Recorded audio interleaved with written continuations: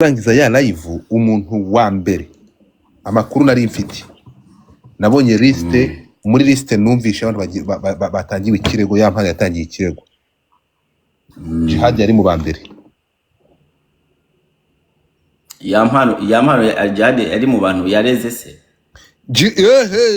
mu bantu bambere yampano yatangiye ikirego uwa mbere yari ntuza yari nani yari Pazo uwa kabiri yari Jihad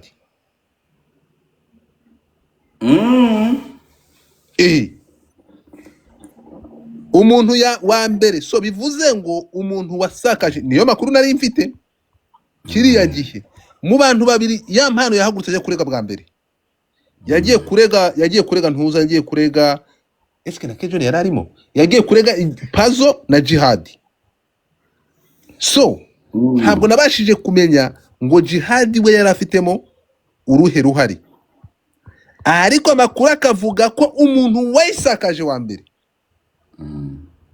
umuntu wayirekuye wa mbere muze kundebera mu biganiro Jihad yakoze niba yarayitangaje sizuru kunyumva ariko mu makuru buze gukurura urasanga mu bantu ya mpano yatangiye ikirego ba mbere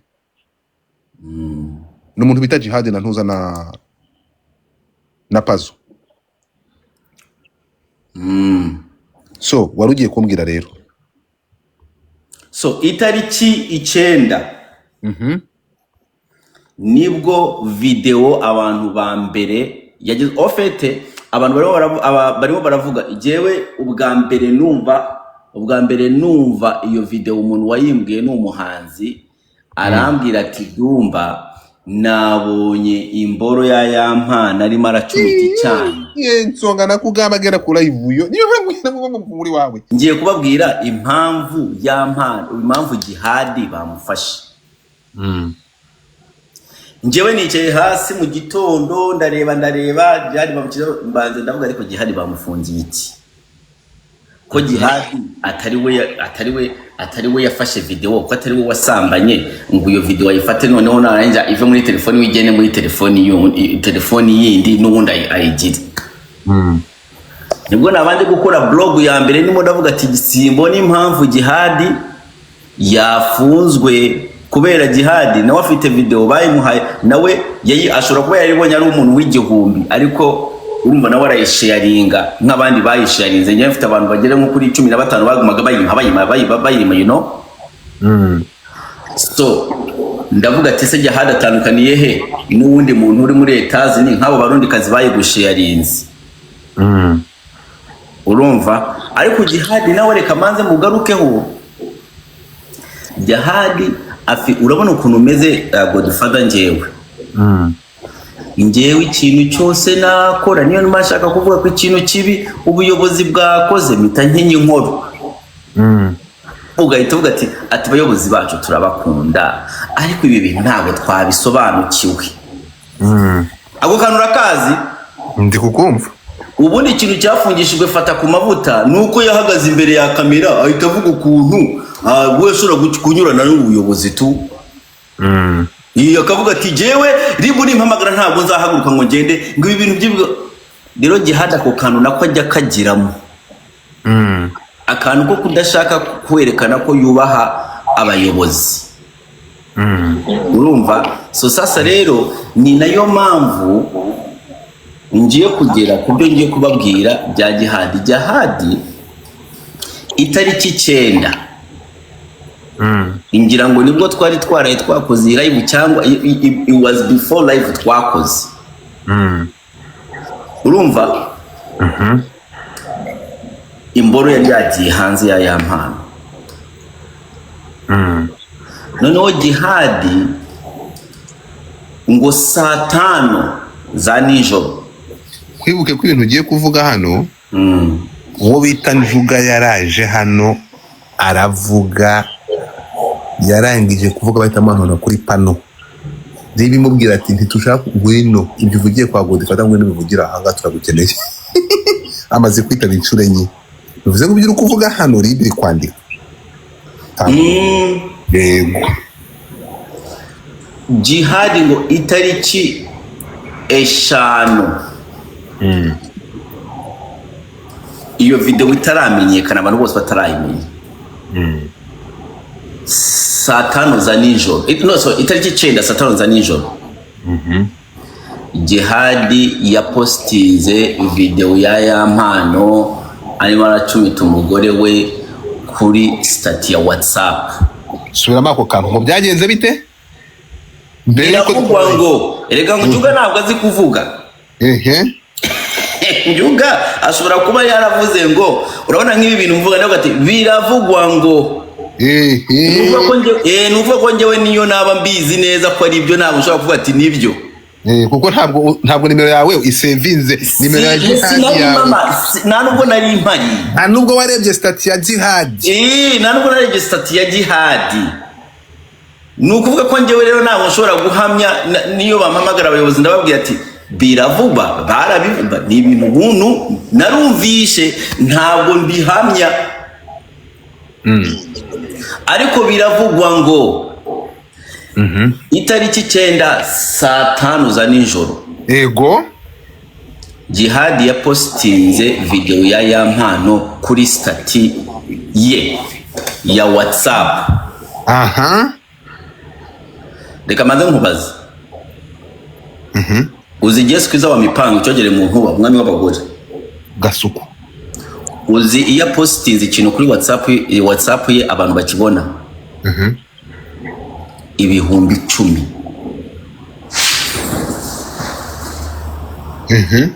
ibihumbi 10 bayo kabisa basi bayo kabisa makabisa ngizayo nanje kampetse nta wingendana reka ubizuba n'ubwanje ubwo mana para muri akaburo gato niba ko bimeze rero wenduma nkora muri aka gapfunyika urashaka ngukire expand none ko ngewe ntazi kubishira ahantu kandi nabikweretse ubushize hello baby apu ntabwo ndakukubona hani ega ngo difata ntabwo ugaragara shushu byawapi ongera wikandeho kwa kundi aranyibye domba akaguma haye wenyine bana okay akundi akanyibye kandi godi igendere muri music so nukuvuga ko biba ari bibi kugira ngo ikintu kivuge ukivuga kiri direct utaruhari yego sibyo ndimo ndigisha abandi bantu ukuntu bagomba kuvuga ibi bintu erega mubihubukiramo murahubagurika ugasanga akantu kiteretse kamera karimo karahubagurika vuga ngo babihubukiramo dumba ntuzigera ubona nyerera ngo ngego noneho ngo breaking news ngo amakuru yiteyo urashaka kubamenyesha ko ngo uno munsi reka niyo mpamvu nguma mbwira ababyeyi bagore bari hano mwishurire minerval abana banyu so rero nkuko nari ndakubwira ati stati ya Yesu kwiza wa mipango icyaho abantu ibihumbi 10 nuko ko Yesu kwiza iyo apostinze ikintu kuri stati abantu ibihumbi 10 barakibona komeza none nkaba nibaza ko stati ya Jihadi erega Jihadi yantanze kumenyekana buriya komeza nkaba nibaza ko stati ya Jihadi nayo ishobora kuba irebwa n'abantu benshi cyane. So rero niba uwo munsi wa mbere video yasakaye Jihadi nawe yayikishije kuri stati ubungiye kuvuga ukuntu nteke ahangaha noneho abandi bantu kubigisha ukuntu bavuga ubu ngubu akangiye kongeraho nako nakantu ukoresha cyane iyo ugiye kuvuga ibintu utazi neza ukavuga bijyanye n'imitekerereze yanjye uje kutwigisha imvugo urukutwigisha ndimo nabigisha ni werega duma niko nkora ntabwo nzano mubagurika ngo abantu ngo bene ngomba no gutangiramo amasomo bijyanye n'imitekerereze yanjye ndibaza ko Jihad afite RIB yashoboraga kumushyiramo imiyaga kubera ka kantu nakubwiye ko kuba Jihad telefone isiye sibo muntu wa mbere video yagezeho. Ni ukuvuga ko iyo RIB nayo ifite ubwenge bwo kuvuga ati urabizi, ariko se wa mugane uno Jihad atandukanye he n'uwundi muntu wayibonye, atandukanye bishobora kubibona, ariko bafata amasaha Jihad yayipostingiye bagafata n'umunsi video yasakaye na statiye Denja ishobora gukora muri muri societe, noneho bahita bongeraho akantu ko kuba Jihad adakunda kwicisha bugufi imbere y'ubuyobozi. Hari ikintu utari kumva hano rero kanze nkubwire wowe, ikintu no kuvuga ngo this is the lucky yuko mwirwa kuri Instagram umva ku itegeko rivuga. Ndumva muje mwibuka ko iki kibazo cyo gusakaza ubwambure n'amashusho y'urukoza soni, ibi ni ibintu twahostinze beat yari murangira inshuro 3. Mu nshuro ebyiri na hostinze beat yari murangira namubazaga kuri iki kibazo cyo ki cyaya mashusho y'urukoza soni. Kuko twaribazaga tuti ni gute umuntu wifashe video urimo kunyumva uwe bamureka akidegembya hagakurikiranwa uwazisakaje. Izi saga duba nuza gukurikira, ibuka saga nagimazeho hafi cyumweru cyose ya Moses yashize akabuno ke hanze bari kumurongora twahirwa.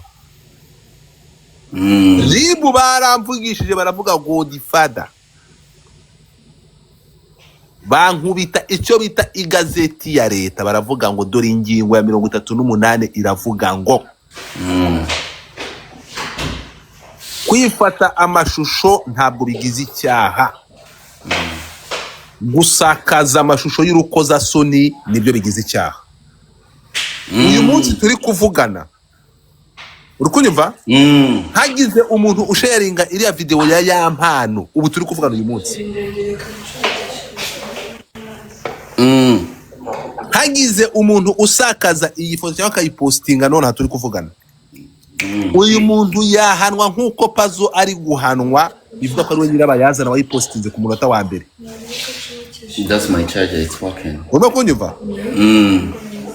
So hahanwa umuntu wese wasakaje, itegeko ry'u Rwanda rihana umuntu wasakaje amashusho y'urukoza soni mu ruhame. Unyumve neza cyane. Aya masaha hagize undi muntu bigaragara ko yayishe yarinze, uyu nguyu aragenda bamushyire mu gatebo kamwe na ba Jihad. So ikintu twonguye niba uvuze ko Jihad yayipostinze kuri WhatsApp muri ririya joro, niyo mpamvu Yampano yabyutse mu gitondo ajya kumuregana nande, ajya kumuregana na Pazo. Kuko wibuke ko twakoze niba byarasakaye ninde muntu wa mbere wayishize ku nkuta cyangwa wayishakaje bwa mbere. So uri kumva Yampano yagiye kurega umuntu akeka nyirabayazana wayisakaje bwa mbere, hanyuma ashyira arega n'umuntu wayishize mu ruhame bwa mbere. Aya masaha ni wakurikiye urubanza rwabaye yesterday. Urubanza ntabwo narukurikiye. K John dossier ya K John na Pazo ni imwe, na nimero ya dossier ni imwe, icyaha ni kimwe ari kuregerwa hamwe.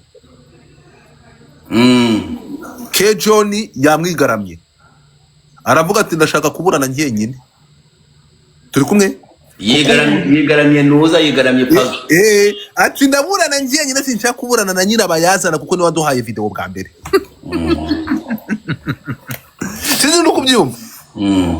Niko bivugwa n'umunyamakuru wagiye ku rukiko cyo kubivuga. Ku buryo K John ejo we yavuze ngo yewe nikimenyimenyi jewe niteguye kuburana nonaho nta n'umunyamategeko ntanzi, ndaburana ntanga ubuhamya by'uko byagenze. Nyirabayazana watuzaniye video nguyu abaramutanze.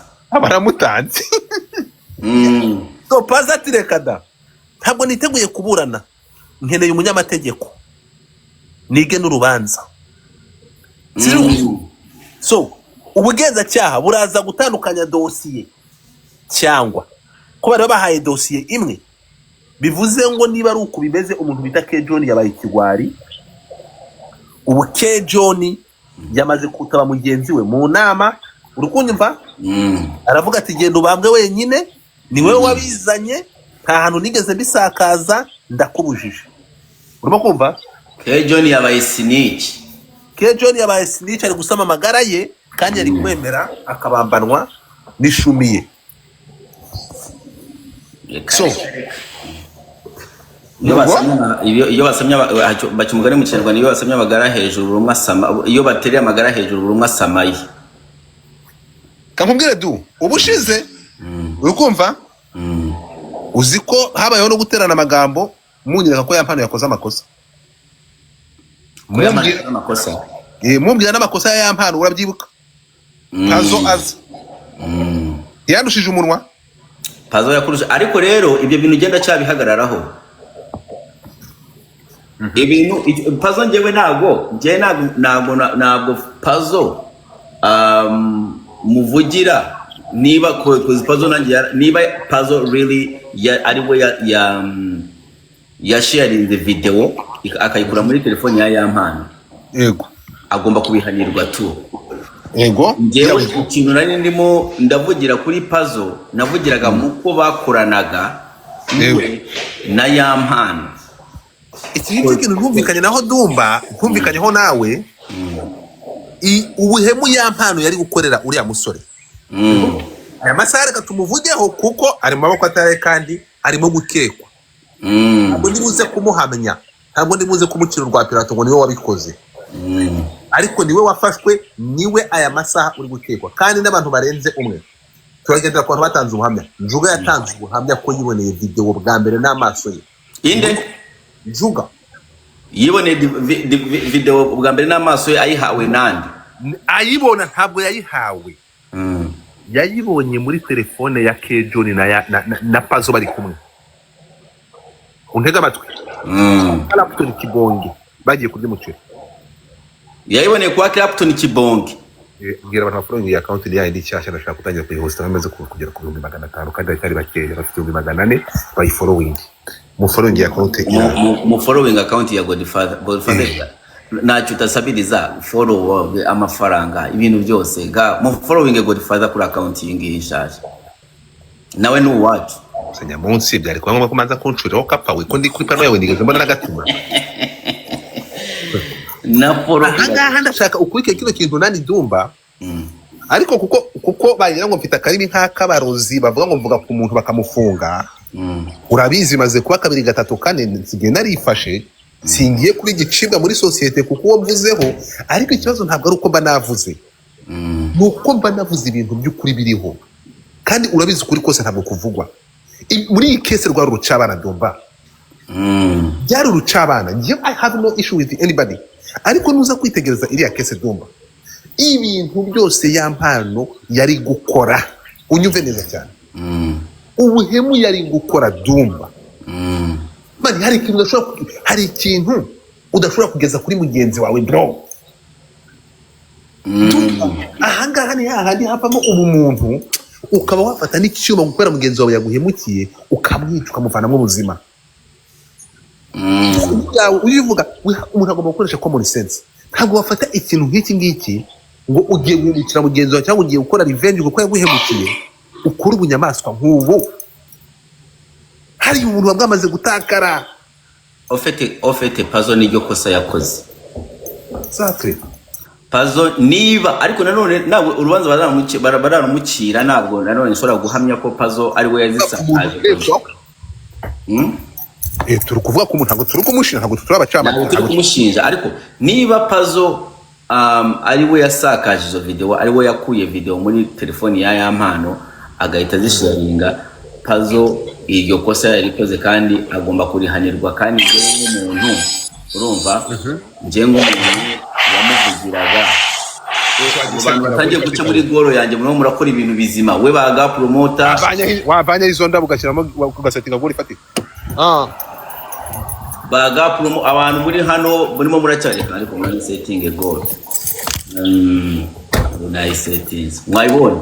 Urumva ntabwo tuvuga ko mpamya ko ariko niba ari we Pazo yego yakoze amakosa kandi agomba kuyahanirwa. Kandi nubwo uri inshuti yanjye ngewe nanjye warambeshe Pazo, nanjye warambeshe, reka ngewe baranzi nanjye meze nk'umucamanza uraza ukazana ibintu byawe. Inde wakubeshye? Pazo yarambeshye yambwiye ko video atigeze ayibona atayizi ngo yayibonye n'ibi Prophet yarambeshye njewe bigenye n'ibindi bintu bari baravuga cyangwa ikintu cyakibaje mani hari ukwica umuntu ariko kwamwica uhagaze uyu mutipe bice ko bamaje kumukorera ibikangisho sinzi uri kubyumva erega ntabwo ejo nabwo yagiye kurega muri ribu gusa yagiye kurega umunsi erega abantu bwa mbere umuntu yampaye la screenshot yari ke John narabivuze mbere ama screenshot ya video arambira ngo nitanga amadolari 100 urukunyumva ngo nitanga amadolari 100 agwe video ngo Pazo ampere viti Pazo ampe video urukumva arambira inkuru niba ufite amadolari 100 Pazo arayiguha nahamagaye Pazo urukunyumva avuga ati Pazo ibi bintu nibyo ariko ntabwo papa yanjye na objectif yanjye nagira ngo nkumire hakiri kare Dumba nahamagaye Pazo ngira ngo yakubwiye ko wabonye ko yahise nandakarira yarakuburotse kumazana namburotse aravuga ati iyo video oya ariko ntekereza kuko we urukumva arabizi buriya umuntu abaza umuntu yarabizi ko ntari kwemera ko bira bintu nicyo nabishakiraga kuko nibuka ko kuri pano yanjye yaraje aravuga ati Godfather wowe wanyirukanse ushaka kumfungisha do you remember so we mu kuvuga ko yavuga ati washaka kugira ngo nguhe video inturuke ho bamfunge ko nzi ko utabyihanganira wari ubyamagara kandi uvuga ko source ari inge okay sinari kubikora nari kumukora nk'ibyo banjuga bamukoreye banjuga batanga uhamya bavuga ngo bakimara kubona iriya video muri telefone ya K John ni ya Pazo babasabye kuyisiba K John arababwira ati ngo nibyo ngo kanyisibe urimo kunyumva tuzi kubyumva ariko ngo noneho Pazo ngo no mukureba iyo video urimo kunyumva ngo yitandukanyaga nabyo agasubira inyuma kugira ngo atagaragara nk'umuntu wayihaye K John mfite amajwi K John ari kumbwira ngo nimpereza amafaranga oya Godfather ikibazo cyawe urakizi uvuga ibintu ntuzane proof ngo ufite amajwi ari amatwire ko se muretse gato yankwereke ndikukubwira amajwi yazanye wait a second okay ntabwo hano let me show you ntabwo hano tuvuga ibintu bidafite proof sibyo ntabwo ndi mu rubanza ndakubujije nta nubwo warantumiye ngo uze unsabe ibimenyetso turamo turuganira ndanakubujije none se uravuze ngo ufite amajwi ega amatwi kiri kinapfa nawe ngaho tugende ukunyumva ntabwo niyavuze ngo ayo majwi twaravuga iki kejo ndavuga ati mani mutemo aragutamo mutemo ibiceri arayigutamo video arayifite aho ngaho uzibona ryari igihe hasokaga ya screenshot before urimo kunyumva igihe hasokaga ki screenshot ya mpano yahise ajya kurega bariya abantu muri ribu niba ubyibuka nibwo Pazo ngo nawe yagiye kwishinganisha yitwara muri ribu Pazo baramureze ajya kwishinganisha nawe ntabwo tuzi iyo yabikuye ko we asimara kuva byasakaye ndashaka wumve ntawe mumeshoninze ntawe wamuvuze ngo yitwaye muri ribu ngo ajya kwishinganisha ngo urumva ngo hari video ngo y'umuntu ngo twabanaga ngo twakunda ikintu kikwirukankamo urukunyumva bajya kwishinganisha none ko atari afite video kubera iki yamburutse subiramo ko atari afite video kubera iki yamburutse ko atambwiye ngo ntayafite akandeka yavuze ngo washaka kumufungisha no gute rero ibyo wari wabwiye okay K John mwari mwaganiriye iki no sense umbabarira imbere icyo cyangwa telefone nawe ujye wigira umucamanza naganira iki sinabo so iki giki rero tugarukana gato nitugaruka kuri point Dumba erega biterwa ofete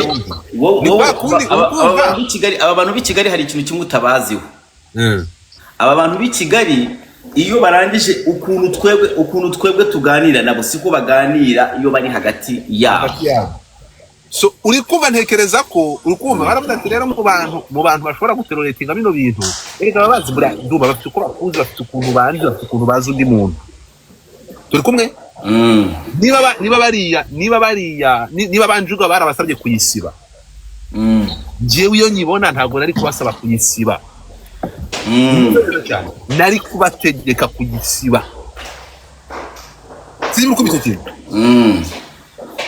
so uri kumva rero nk'abantu bazi niyo mpamvu muri wo mu mutwe we muri background ya Godfather afite urimo kunyumva ni yuko kubona iyo video egare kumufungisha sinzi uko byumva we akavuga ati Godfather aramutse abonye iyi video nagira gute nafungwa ariko si mpamvu niki nanga karengane nanga umuntu ushobora guhohotera undi muri ako kageni niyo mpamvu we cyage yaje akavuga ati wanyirukanseho Godfather washaka kumfungisha none se ndumva kuma video bihuriye kunyereka video bihuriye no kumufungisha ariko kuko bazi ko muri iyo image sindi kwishaka kugira ngo nyirebe ndi kwishaka kugira ngo nyamagane nkumire hakiri kare ingaruka zitaba nukuri ko Imana muri kiriya gihe nicuza impamvu ntatanze ayo madolari 100 ngo ndebe niba iyo video koko ihari ariko impamvu ntabishyizemo imbaraga natekereje ko bari gutwika kuko naje hano kuri live nabaza ngo eske hari indirimbo igiye gusohoka noneho aba batipe kugira ngo babicogoze urukumva bamaze kugenda inama nabanjuga barambwira ngo yampana agiye gusohora indirimbo byambura agaciro gute ariko yo bimenye nari kubikumira bro nari kwishana amafaranga nkamenya kwihari nari kubikumira ngira natekereje ko ari agatwigo cy'indirimbo kuko niko batubeshye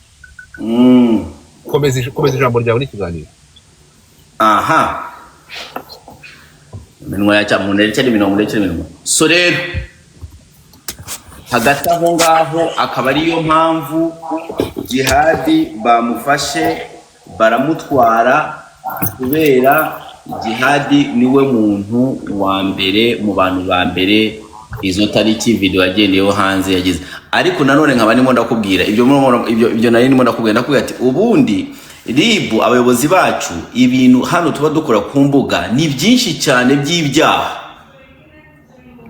hano ku mbuga dukoreraho ibyaha byinshi ariko abayobozi bagahita bavuga ati oya icyo ntabwo dufite uko twakireka reka gipase n'ikindi tukavuga ati icyo kaduvuge ko twakireka reka gipase nta urumva ko nibagenda bafata abantu gutyo ibintu bishobora gusanga abantu bose babataye muri jail ntabwo ndi kumwe n'abaho ngaho ku mbuga hakorerwa amakosa ntabwo hakorerwa ibyaha ndumva atandukanye amakosa n'ibyaha ibyaha ni icyaha gihanwa n'itegeko gifite ingingo ihana icyo cyaha wakoze mbwira ibyaha bihano kuri uvuga ati iki cyaha kirakorwa cyane kandi ingingo igihana niyi no hano nemera ko twakorera amakosa ntabwo twakorera ibyaha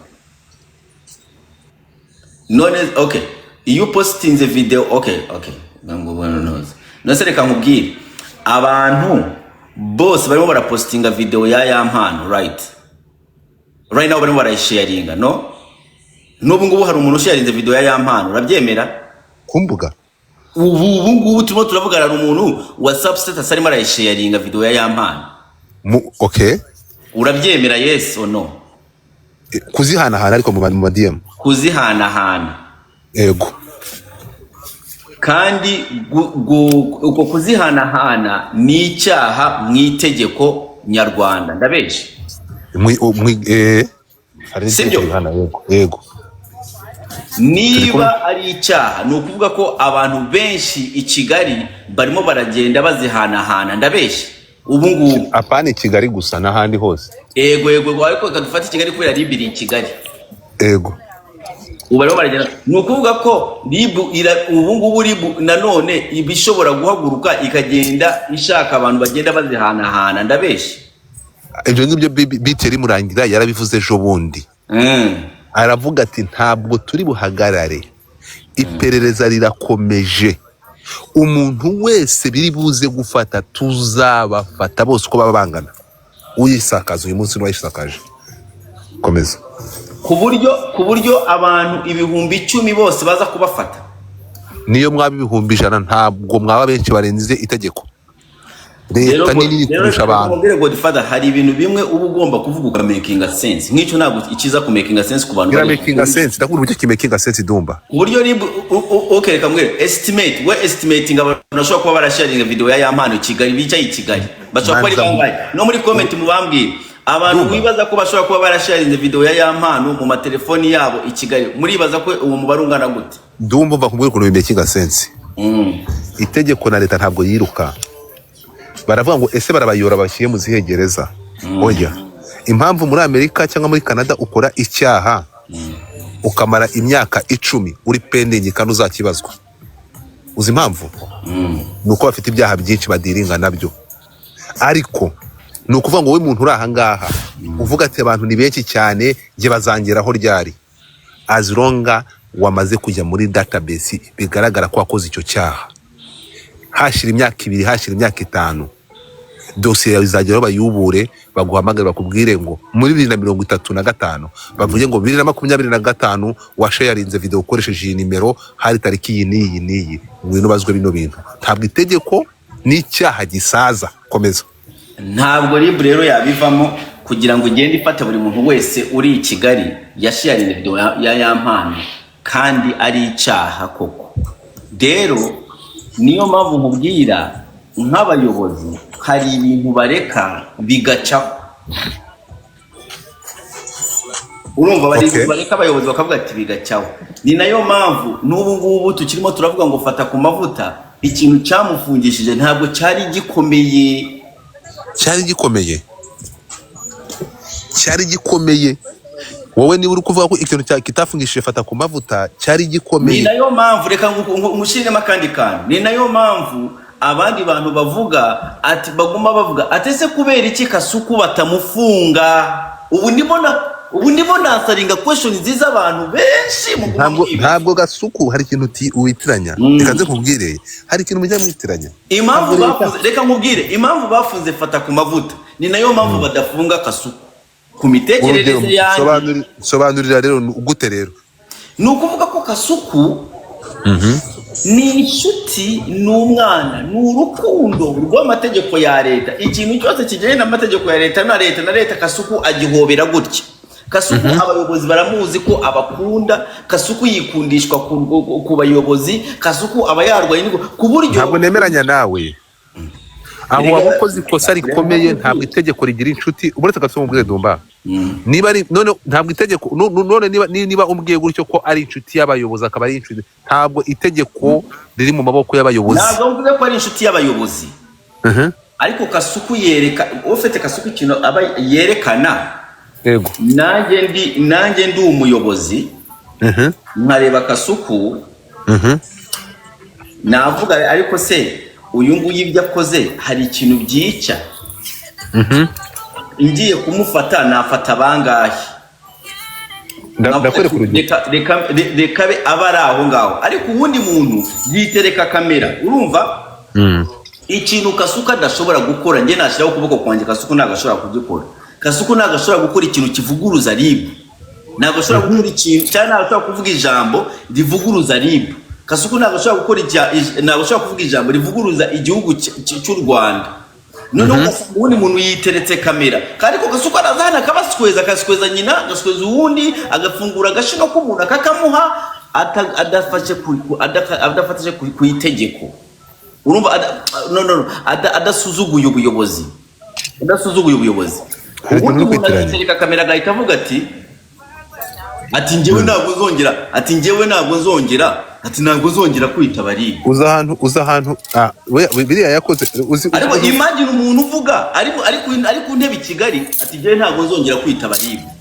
Nanjye umuyobozi wa RIB ndavuga icyama kigakora gakosa gatoya niyo kabana katari gatoya mwereke hano uretse na biriya ntabwo ngibyo ntabwo ari byo yazize kuko dufite urebye Dumba nk'amagambo yakoresheje kuri Pamela. Urukumva ni ibintu bigize ibya discrimination. Ntabwo avuga ngo umubyeyi umudamu w'umugabo ngo nagenda azamure intuza ngo yerekane ko yatwite ngo umugabo ntabwo amuterera. Ibyo ngibyo ntabwo ari ibintu byagombaga kwihanganirwa. So tuje tuvuga ukuri ngaho hibaze iyo harassment ni discrimination. So ntabwo ushaka kugenda hariya ngo ni abuse iteye ubwoba. nubwo abantu batabataye uburemere bwabyo. Dumba ya masaha uri umubyeyi ufite umudamu, umuntu akaza akavuga ngo ntabwo Dumba atera inda. Wowe mugore wa Dumba ngwino kuri kamera werekana niba utwite. Come on brother. None se ngewe ko banyita umupedi ndara ncumitago. Nibanyita umupedi hano buri tugaruke gato. Tugaruke gato rero. Hari ikintu uri kuvuga kimwe kingasetse ariko nashaka kugira ngo ukomeze kuvuga. Kuko ntabwo ndabona nta ntuzi irimo kuvuga ko ntabwo ushobora gukora ibyaha ngo kuko ufite niba ari ibyo ngibyo. None hanyuma abayobozi ntabwo twabonye Gasana, ntabwo yayoboye polisi y'igihugu cyose, si General Furu. Ntabwo itegeko ntabwo rigira santima, niyo mpamvu n'umuntu rimuvana mu nzego. None se nta bacamanza bafungwa kandi bafite itegeko mu ntuza? Nta bacamanza bafungwa se kandi bafite amategeko? Bayaholdinze bayafashe akabagonga akabafunga. Ntabwo itegeko rigira santima. Itegeko ntabwo rireba umuntu rebirire, itegeko ridiringa n'icyaha. Niyo mpamvu ukoze icyaha wabuze itegeko utarizi, itegeko rigonga icyaha bro. So ibyo ngibyo rero kumbwira ngo gasuku aya masaha umuntu amanutse i Kigali akagera agamutangira ikirego yateguye ibimenyetso. Ibyo uri kuvuga wabona ko bahita mujugunyamo. Aya masaha ngo difata ngo kubera ngo nyaragore cya no bagushyiramo. Aho bavuga ngo gasuku afite imitego yatega, urimo kunyumva, akwepa itegeko. Urukunyumva? Ibyo tubyemeranye. Akwepa itegeko. Gasuku bira bintu akora, gasuku we araza akavuga ati okay, nguyu mukankiko nari gutukana. Unyumva neza cyane. Nguyu mukankiko murebe ukuntu ari gutuka umukuru w'igihugu. Murebe ukuntu ari gutuka ababyeyi bacu. None mucecekere. Urimo kunyumva? Akagira gute? Akisha avuga ati ngiye ndi gusubiza ibigarasha byirwa bidutuka. Unyumve? Niyo mpamvu ubona afata nani uramutipe bita no brainer. Akavuga ati mabere ya nyuko wowe uri n'ikigarasha. Bapfuye iki? Bapfuye tweet, bapfuye ibindi bintu bisanzwe. Agatero ati wakigarasha we pa. Unyumve neza cyane. Akaza kwa Godfather yaje kunkoma. Wowe uri n'ikigarasha. Akankubitira muri ya image akamanza kumpuza na babandi bakoresha amagambo akakaye no kurusha ya gasuku. Ninde mbwira umuntu muri showbiz gasuku ataresonga mwiti kigarasha. Keminike yarakubisa kubita hasi. So uri kumva gasuku we adiringa no kudagongana n'itegeko. Urimo kunyumva? Itegeko kari kwepa akakubaga amaze kwiprotectinga nta nazo gura n'itegeko. Rero ntungere kumuhuza nabariya. We itegeko ari kwepa, ntabwo itegeko ri mukavaringa. Sizi uri kubyumva? Ku buryo se Kasuku akwepa kunyita ikigarasha ryo atari icyaha. Uravuze? Kunyita ikigarasha ntari cyo.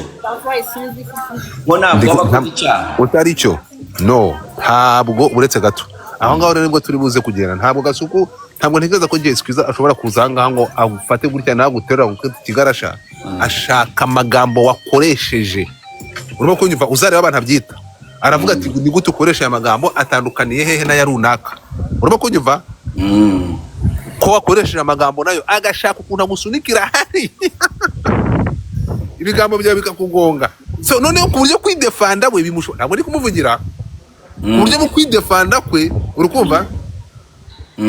Bihita bigaragara akavuga ati nyamara rero. So komeza nanuvuge ndi kwiyarira ijambo. So yewe nirengaje byose uvuze, ndibaza ko jihadi ikintu kinini gishobora kuba cyatuma batamushiriramo imiyaga. Koze nkuko ngiye mbabwira ukuri, hano ku mihanda dukoreraho ibyaha byinshi, abayobozi bacu bakadushyiramo imiyaga bakavuga ati ibyo byihorere babirimo birakura amafaranga, kubera baba babizi barimo baravuga ati hano habuze ahantu dukura ubuzi ni bukeya, baraza kuvuga ibyo ngibyo bahore muri ibyo, at the same time babona amafaranga kuri YouTube, babona icyo bagaburira ingo zabo, at the same time bakavuga ati nibura nibaguma muri ayo matiku niki ntabwo bagiye muri politike. Urabizi ko ufasha urubyiruko ukarwima kuvuga gutyo, the thing ukurikiraho ujya kubona bose bimenye muri politike. Abagande bazurutse mu gitondo bose n'abana n'abatoya bose bajya muri politike. So rero nk'abantu bazi ubwenge batuyobora bashobora kuvuga ati murabizi reka ibyo tube tubiretse, hari ikintu birimo biramuvinga, and then bagahita bavuga ati nk'icyo tukireke kigende. Ariko jihad yicara kuri kamera ukabona ko iyo arimo aravuga ubuyobozi amera nkaho atabwubashye. Icyo kintu nkaba nkibona, ndabwira n'abandi bantu bakoresha imbuga, my friend, ntawe uburana n'umuhamba. Iyo ugeze ko barakwihorererega, barakwihorera, they are like it's okay, nta kibazo, ukavuga bakakwihorera, n'ubundi muri n'ikindi gihe ukaza bakakwihorera, ukavuga ukamara nk'imyaka 2 uko urimo uravuga, ahubwo tuzamufata ahantu hamwe, tuzagufatira ahantu hamwe, bakakubika barangiza bagahita bavuga ati niwe wasakaje video ya Yampano, ngo niwe wasakaje video ya Yampano, ngwino tugende. Njyewe ndibaza ko Godfather bikakubwiza ukuri, Jihadi bashatse bari kumwihorera kubera wa mugane Jihadi nawe video ntiyari muri nuza ye, muri phone ye. Icyambere, icya kabiri, ntabwo ashobora kuba ari nk'umuntu wa kabiri ngo washarinze video, cyangwa wa gatatu ashobora kuba ari n'umuntu w'igihumbi ariko cya kuri status. Ariko kubera barimo baravuga ati iki gitipe n'ubundi kiba kikazakaza cyatweretse ko naki, reka tugitware tugitandukanye. Ntabwo ari byo Dumba, ntabwo ndi kwemeranya nawe. Impamvu nari kwemeranya nawe, njye ndi kukubwira ko urimo kunyumva. Ntabwo iki cyaha ndagusobanurira. Iki cyaha cyaya mashusho, urimo kunyumva. Iki cyaha, hari ibyaha, urimo kunyumva. Hari ibyaha ribu yibwiriza gukurikira. Muri ibi byaha ni ukuvuga ngo ntabwo aya masaha Dumba, aya masaha kugira ngo ribu ize kugufata gukurikirana kuri iki cyaha, nuko waba watangiwe ikirego. Ari ikintu abantu batari gusobanukirwa. Hari ibyaha mu Rwanda ribu ikurikirana cyangwa ubutabera bugakurikirana nta wareze. Ntabwo kino cyaha ntekereza ko baze kumbwira ntabisobanukiwe. Ntabwo biri mu byaha ribu ikurikirana nta watanze ikirego. Ibi byaha byihara bikanisebanya ni ibyaha, unyumve neza cyane, ribu ikurikirana iyo hari uwareze. Niyo mpamvu ndi kukubwira ngo hariho n'abahari video basakaje iyi video bashobora kugaragara bakanakekwa, ariko kuko nta wabareze, nta kirego cyabatangiwe, bakidegembya. Ukora iperereza uraza gusanga mu bantu barezwe harimo n'umuhanzi wundi uzafatwa by the way, bivuga ko ari wowe wishakaje kaje kuvuga amazina ye bari kubivuga. Urimo kumva, hari uwo bita Opionika yaraje arabivuga, ariko we don't get that, ngo yaravuye ngo ku rukiko ngo bagaragaza ngo abantu ngo Yampano yareze. Ariko amakuru avuga ko nje ndi kubikubwira mbihagazeho, umuntu wa mbere mu batanze mu Yampano yagiye kurega, Jihadi ngo ari umuntu wa kabiri muri bo. So uyu munsi rero niho nsobanukiwe, thank you big man, uyu munsi nibwo nsobanukiwe ko, unyumve, nibwo nsobanukiwe ko impamvu yagiye kumurega utubwiye ko bivugwa kavongereho mu masaa 5 y'iryo joro, ariko Yampano yagize ate, ariko Jihadi ya postinze iki iyo video. Rero ayo makuru baguhaye, aya makuru ko yaba yarapostinze niba ariyo, uri kumva ko nani Yampano niyo mpamvu yagiye kumurega. Sinza turi kubyumvikana. Ubwo ari mu bayisakaje. Sinzi nawe uri kugetinga point. Aya masaha rero umuntu uri Kigali wasakaje, for example dufata urugero, iyo K John Njuga akaza akavuga ngo K John namubonye iyo video muri telefone ye kwa Clapton, ariko umuntu bita Yampano akaba atatanze ikirego cyo gufata K John, K John abakiri kwidegembya ko ntabwo atangiye ikirego. Sinzi kubyumva. Muri iyi kese umuntu umwe wafashwe atatangiwe ikirego, giye kuguhereza urugero kugira ngo bikwereke ubusobanukirwe bino bintu neza Dumba. Umuntu bita Devota, ni Devota ni ninde? Uyu nguyu ufite WhatsApp ugurisha amafoto y'ubwambure. Ntabwo mbabazi ubwambure bwanjye. Munyandikira amazina ye, ni Odette, bamwita Odette. Odette amaze imyaka n'imyaka, Odette asaka ayagurisha video no ku izina ryanditseho 5k viewers. Video z'abanyarwanda zigurisha 5,000 viewers imwe. Unyumve neza cyane. Kare atuye he? Ari i Kigali.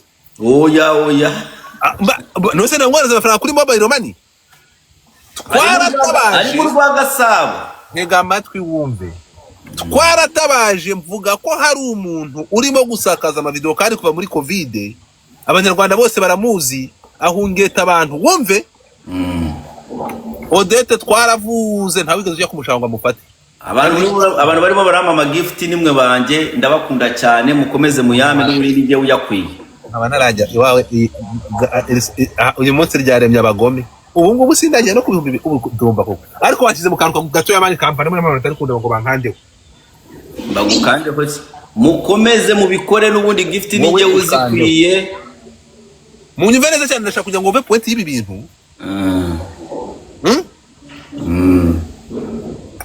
ndakubwiza ukuri naratabaje kuri iki kintu cy'uyu muntu ariko ntabwo uri big yarabyumva gigaceceka kuko ntagiye gutanga ikirego uyu Odette wari umaze imyaka kuva muri covid yarazengereje abantu ejo bundi yafashe izi video za yampana arazicuruza koko reka unyumve neza cyane imyaka yose bamaganye uyu muntu wibaze ko yampano ajya ejo bundi aravuga ati reka njye kurega uyu muntu nubwo ntamuzi yampano yasubiye ejo bundi bari abantu za barafashwe ajya kurega Odette ndipo yarayimubonye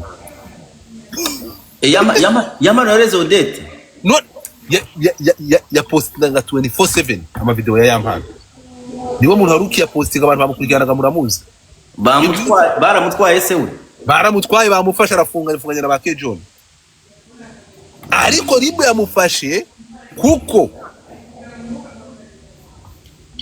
yagize ate yampano yatwaye iki yatanze ikirego ariko baracyakubwira ko uyu munsi n'uyu munsi aracyaposti ubona ko ari kubyandika